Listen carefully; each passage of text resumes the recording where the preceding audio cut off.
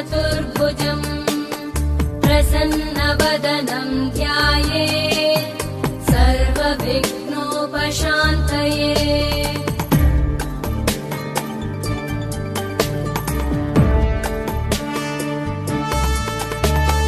शान्ताकारं भुजगशयनं पद्मनाभं सुरेशं विश्वाधारं गगनसदृशं मेघवर्णं शुभाङ्गम् लक्ष्मीकान्तं कमलनयनं योगिभिर्ध्यानगम्यम्